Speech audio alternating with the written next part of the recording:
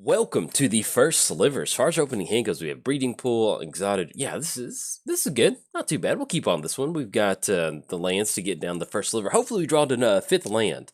Then we'll be good to go. But yes, we've got some sliver, a good 5-mana sliver to cascade later in the game. And then we also have crypt sliver, which is going to be a good option for us to regenerate a lot of our creatures. And shout out to Eli, we have a heroic intervention in our hand. So hopefully I get to use that against him in a lounge coming up soon. And then we run into unclaimed territories. So that all should be perfect. So we're going to go unclaimed territory. We're going to name Sliver. There we go. Click OK. And then anything else, we're going to go and pass the turn over to our opponent. We're playing the first sliver, not the second sliver, not the third. The very first 8-pound baby Jesus sliver. Don't even know a word yet. Cascade sliver spells you have cast. Excuse me. You know, there's like one sentence that explains this commander, and I just butchered it. That's so bad. So we go, we can go for black off unclaimed territory, and then we just go plateau to get Crypt Sliver down. Yeah, because we do want to have that regeneration shield. I think that would be pretty good. So we're going to go for Crypt Sliver, see if that gets anything from action from our opponent that we'll go and pass the turn. Yeah, that's pretty bad. There's one sentence that explains his commander, and I just ran into the stop sign. Cascade, then Sliver spells you cast have Cascade. And one of the cool things about the first sliver is that let's say that we cast the first sliver, that's going to be a Cascade. Then let's say we cast this 5-mana sliver, and then we Cascade into another sliver. That's going to allow us to Cascade into something else. I mean, it's just, man, a lot of fun. I don't typically, in fact, this is my very first sliver deck, and so I've been really happy with this so far. It's been a lot of fun to pilot. And Chromatic Lantern, that is definitely good. So, exotic or excuse me, let's go for Exotic Orchard. We're going to go for Chromatic Lantern. And then once we get this down, that's going to allow us to, at least next turn, go for the first sliver. That's going to give us a Cascade option. And at this point right now, we're just going to leave up Crypt Sliver to be the Regenerate Shield. That'll be pretty good for us. Playing against Estrid the Masked. +2, untap each enchanted permanent you control. Then for -1, create a white aura enchantment token named Mask attached to another permanent. That token has enchant permanent and totem armor. Then for -7... Why is the stack down there? There we go. And I'll cover that 7 here in a second. -7, put the top 7 cards of your library into your graveyard, then return all non-aura enchantment cards from your graveyard to the battlefield, then do the same for aura cards. Opponent's going to untap each permanent that they control. Enchanted permanent, yeah. Excuse me, untap each enchanted permanent. So that's going to work out really well with New Horizons. And then also, sorry if I seemed a little bit frantic. I just got in from a walk with Sturgill, and he laid down to go to sleep. Like, because he was tired. I was like, well, now's the time to try to record, because now that we have a Sturgill's my new dog that we've gotten, it makes recording just a little bit difficult sometimes, because sometimes he wants a treat whenever I'm playing. But with him taking a nap, I'm like, all right, it's going to work out. All right, so we do run into Bone Splitter Sliver, which is a wonderful sliver. And I think at this point we just go Catacombs. Yeah, and let's just go for the first sliver. Let's get some Cascade going. Okay, so we're going to get Cascade off of the first sliver. Let's see what we hit. Ooh, yes, Belligerent Sliver, that's going to be good. Yes, definitely want to cast that. Let's see if we can't Cascade into something just a little bit smaller. And then we run into Flooded Strand, okay. Anything else? No, we're simply just going to go and pass the turn over to our opponent. Sturgill was asleep, and then he hopped up on the couch, which he's not supposed to be on the couch. And so I said, all right, Sturgill, you put him in the kitchen real quick. We have some play gates set up. But yes, now I can officially give commentary without having to keep an eye on my my dog the entire time. So I think we've got Heroic Intervention, but that Imprison in the Moon is not going to be good. That does give us extra mana. We can still rebuild some slivers, but now we need to find some sort of way to kind of get rid of that. We do have a lot of universal removal in here. We have Anguish Unmaking, we have Necrotic Sliver. We have a lot of different things that allow us to just get rid of something like that. So it's not the end of the world that our first sliver has gotten taken imprisoned in the moon with Emrakul, but hopefully we can build up enough slivers over here. Let's say we get Thorncaster. If we swing in... Yeah, because we can swing in and start dealing some damage to Estrid, because they are looking at the -7 next turn. So that's going to release... Ooh, Detention Sphere. Okay. So let's see what they target off this. They're going to target the Belligerent Sliver. Okay, yeah, that's fine. Yeah, we can survive off of that. And then no swinging from Courser of Krufix. So let's see what we draw into for the turn. We'll at least still have Bone Splitter to go for, or maybe even Thorncaster to deal some damage to Estrid, just kind of work that loyalty down. And then, ooh, Glade Rider Sliver. That is, that'll work out really well. So we go Glade Rider Sliver. We go Bone Splitter. That's going to give Crypt Sliver flying. We can swing over the top, hit Estrid. And so at this point, we've got, yeah, let's go Scalding Tarn. It's going to be 1, 2, 3, 4, 5, 6, 7. We have 7 total mana. Yeah, I think the best option for us is to go Glade Rider Sliver. It's going to be 1 blue mana. And then we go for Bone Splitter. And that'll give us just enough mana for Heroic Intervention. Yeah, that'll be good. So we're going to go Bone Splitter. That's going to give our creatures flying. Let's go and swing in with Crypt Sliver at Estrid. It's going to knock her down to 4, and then anything else, I think we're simply just going to go and pass the turn. So we still have Heroic Intervention mana up now, so let's say our opponent has been holding on to a board wipe. But yeah, they were getting dangerously close to that -7, returning all that into their graveyard. So that I'm glad we were able to at least kind of get down. And that's one of the fun things about playing Slivers, is that just sometimes, you know, even though our commander's been taken, if you just draw into like the Flying Sliver, then you get the Bone Splitter Sliver. Next thing you know, you can build up a really nice Sliver board state. But yeah, as far as the actual deck, I did release this on MTGOTraders last Friday, so if you want to go over there and check it out, I've got 2 awesome gameplay videos for you to see. That was pretty good, seeing those. Ended up getting some really nice Cascade, so that was really cool. And so if you want to check that video out, I highly recommend it. But yeah, as far as the actual deck goes, you know, this is kind of just basically just a Sliver good stuff deck. I did want to kind of hit on different things like Bone Splitter Sliver, where they get +2/+0, giving our creatures menace, giving them first strike or double strike, something like that. I just really want to kind of focus on the combat stuff, and then even stuff like Glade Rider Sliver, just being able to give them flying. That is such a big thing for them. So opponents can go for 2. Let's see what they end up grabbing off this, and then we'll jump into the game. Okay, so out of the reveal zone, our opponent goes for Oath of Teferi. So whenever Oath enters the battlefield, exile another permanent you control, return to the battlefield under its owner's control at the beginning of the next end step, and then you may activate loyalty abilities of planeswalkers you control twice each turn, rather than only once. So they're going to be able to untap each enchanted permanent that they control. They can go for that New Horizons. But yeah, you know, outside of that, we just got some good stuff in here. You know, one of the main things that we are doing besides Slivers is our card draw source. Decided to go for a lot of blue cantrips. So we have Preordained Ponder, Brainstorm, and of course, you know, white or black white's kind of our universal removal. I hit on that earlier, but we do have the Anguish Unmaking, we have Vindicate in here, we have Swords to Plowshare. So, you know, just want to basically just have, if we're running removal in here, we run high impact removal. We also have Heroic Intervention and Teferi's Protection, because, you know, when you're building a board state, if you want to win with Slivers, you really need to be able to, and they've got Replenish on top of their library, but it's not too bad with Replenish, so I think we can survive off of that. Let's go and crack Catacombs. Thin 2 cards out real quick. I think we can make that work. Let's grab a Scrubland, and then we'll go and crack this Scalding Tarn. Get this popped. Should have grabbed a Shockland. That would have been a little bit better. So we'll grab a Blood Crypt, have that come into play tapped, and then kick it back over there. So see what we draw into. Ooh, so they're gonna have double flying. I like it.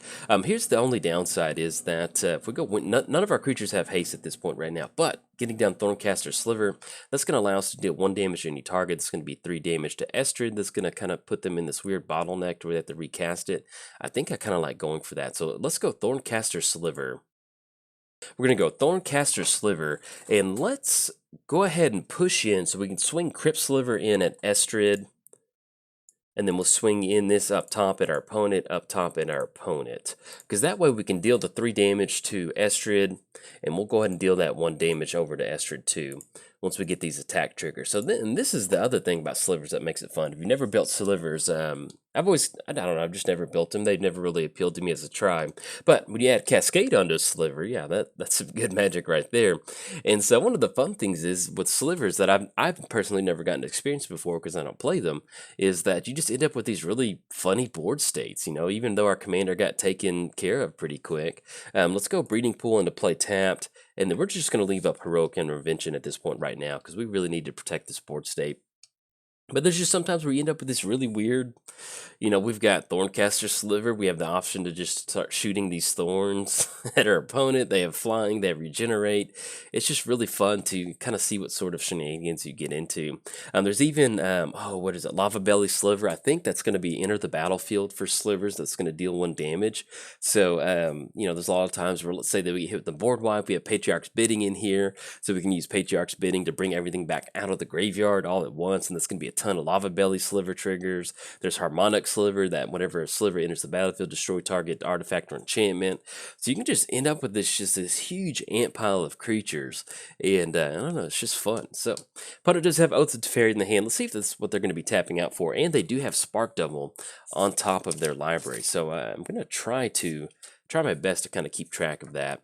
What's on top. It's a little hard when they've got Courser of Crewfix on the battlefield and you're trying to do commentary. It's hard to keep track of stuff that's on top of your library and what makes it into their hand. So the opponent's going to go for Energy Field. Prevent all damage that will be dealt to you by sources you don't control. When a card is put into your graveyard from anywhere, sacrifice Energy Field. Okay, so we might be able to kind of work something with that. They're going to be able to cash in a card draw. That's going to be Spark Double. So once that enters the battlefield, next turn, well, actually, now that I think about it, I was thinking we could go for the Thorncaster damage to any target. That's going to be a little rough. Now that I think about it. Prevent all damage that will be dealt to you by sources you don't control. Oh, by you. Okay, never mind. Excuse me. So what we can do is, yeah, we've got this. So we can swing in with Thorncaster Sliver, deal all 4 damage to Courser of Crewfix, and that's going to allow that damage to kind of push past. So they're going to draw into that Spreading Seas. They're going to have Oath of Teferi enter the battlefield. Let's see what they end up bouncing. I guess if they wanted to, if they'd actually end up bouncing Detention Sphere, that would be pretty good, because we do have Heroic Intervention to stop that particular line of play. So even if they go for that, that's going to give us back Belligerent Sliver, and yeah, I kind of like that. So let's see what they end up going for with Oath of Teferi. Okay, so they're going to go for Enchantress Presence. I like that. They're going to be able to bring that back, and there's Doubling Season on top. Okay, so we still have Heroic Intervention. Yeah, next turn we've got the we're going to be able to break through that energy field with the slivers shooting the thorns over there, and that's going to be 8. That's going to be like 14 damage, I think. Swinging across, that'd be pretty good, especially with their commander back in the command zone too. It makes it a little bit clunky for them to, tap out for 6 mana just for Estrid. So I kind of like that. But let's see what we draw into for the turn. Ooh, run into Sliver Overlord, which I think is, yeah, definitely like that.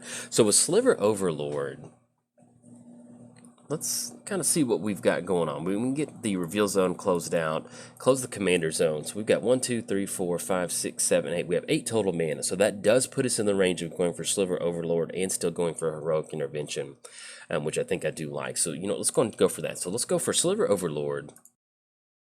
Okay, so we get Sliver Overlord on the battlefield. Let's go and push him with all of these slivers. And once again, we're going to be able to break through that energy field by dealing this damage, all 4 triggers over to Courser of Crewfix. So anything else on that? No, we got all those swinging in. Steal that damage to Courser of Crewfix, and we do know that the last card on top of their library is Doubling Season. So that's something that, thankfully, they don't have a lot of Planeswalkers on the battlefield or anything right now, but that is something we want to keep in mind. So get all the different slivers shooting over. Poor Courser of Crewfix is going to sacrifice energy field. They do have Replenish, so that's something we do need to kind of watch out for. They can always bring that back, but at least we're getting in some really good damage right now. So let's go and swing in. It's going to knock them down to 11, and then anything else we're going to go and pass the turn. So even if they do end up going for Replenish, one of the good things that we do have with us hitting Sliver Overlord is that we can go for that 3 mana activation. Search your library for a Sliver card, put that card in your hand, then shuffle your library. So that's going to put us in going for Harmonic Sliver. And then we do have Wing Sliver in the hand, so we at least go for Wing Sliver. We can go for Harmonic Sliver, then get down Wing Sliver. That's going to allow us to take care of Detention Sphere. We can get rid of that Enchantress Presence. And then if we hit simply going for another 3 mana activation. Oh, excuse me, no, I was thinking that was the other, I think the Sliver Queen that creates a token. So yeah. Oh yeah, and as far as the 5-colored legendaries in here, we are running Sliver Queen, and we are running Sliver Overlord. You can see her on the battlefield, and we're also running Sliver Hive Lord. So, I don't know, it's been pretty cool, I don't know why it took me so long to build a Sliver deck, but I'm really happy that I have, and it's just, like I mentioned earlier, it's just kind of fun to end up with these, like, really clunky board states where you can really kind of put some pressure on your opponent. And so, I don't know, pretty cool. Opponent's going to go for Estrid, and that's going to be them tapping out for a pretty good chunk of mana, so they can go for the +2 to untap New Horizons. It's going to give them access to 3, but I think that's going to be, yeah, it's only going to be 3 mana, and we still have Heroic Intervention up to kind of protect our creatures, so let's see what else they're tapping out for. Oh yeah, they're going for the double activations with Oath of Teferi and with Estrid on the battlefield. Okay, so opponent's going to go for Spark Double. Have it enter the battlefield as a copy of a creature or a planeswalker you control, except it enters with additional +1 counters and it's legendary. So I guess it can just enter the battlefield as Estrid. Yeah, that's fine. And that will still be 2 activations with the +2. Now, next, depending on what they get going for this turn, they can untap that planes. But at this point right now, we've got lethal because we got 3, 6. That's going to be 10. That's going to be 14. And then, yeah, that's going to be 9 on top of that. So we've got lethal. So they're going to have to build something to kind of stop this entire board state. We still have heroic intervention. So at this point, I don't know what sort of mana they're trying to build up. I guess if they're trying to build mana to go for replenish, and that's going to bring back energy field onto the battlefield, that does kind of complicate it just a little bit. But if that does end up happening, we've got 1, 2, 3, 4, 5. We could almost grab a hasty sliver just to get one of these cards into the graveyard. Because what we'll need to do, well, excuse me, actually, if they end up going for energy field, we can just redo this again. Yeah, because we can just swing in, deal that damage to Corso of Crewfix. Oh, that was sweet. I like that. So they went for replenish, but since replenish is to the graveyard when it's technically on the battlefield, that allowed us to go for that. And with them only having 1 mana open, we've got this. Yeah, I'd hate to get hit with a Path to Exile with flying or something like that. So we're going to leave up Heroic Intervention instead of going for this 3 mana activation for Sliver Overlord. We're just going to swing in and deal. All right, opponent's going to scoop it up on this one. Yeah, if we had tapped out for the 3 mana activation with Sliver Overlord, they might have had Path to Exile, and that would have gotten rid of Glade Rider Sliver. But we still have Wing Sliver to get down, and that would have allowed us to get in for some good flying. But there you go. You can see we're slivers. You know, we had the first sliver. Unfortunately, we didn't get a lot of Cascade action for this game, but the Cascade sliver got put in prison. But you can definitely see where, you know, that didn't stop us. We still were able to just get down something simple like Glade Rider sliver. And that's the cool thing about building slivers is it's just sometimes where you just slivers you control have flying, and the next thing you know, it's just hard to stop that. If you don't have anything with reach, your opponent can't do anything about it. Then you add in something like Bone Splitter where they get +2/+0, and look at that art, love it. And then even something like Thorncaster, being able to deal that 1 damage on attack, you can see where that allowed us to kind of push past that energy field. And then especially, you know, with the first sliver being in prison, Sliver Overlord stepped up and filled the spot, and we're going to be able to start tutoring. Because once you get that Sliver Overlord on the battlefield, you just have a ton of mana late game. You know, we're looking at 1, 2, 3, 4, 5, 6, 7, 8. You know, if we hit the land, basically looking at 3 slivers per turn almost that we can start tutoring up with that deck. So anyway, pretty cool. Cannot wait to keep playing with this deck as more slivers get released in the near future, whenever that may be. But if you enjoyed the video, like and subscribe. Thanks. Bye.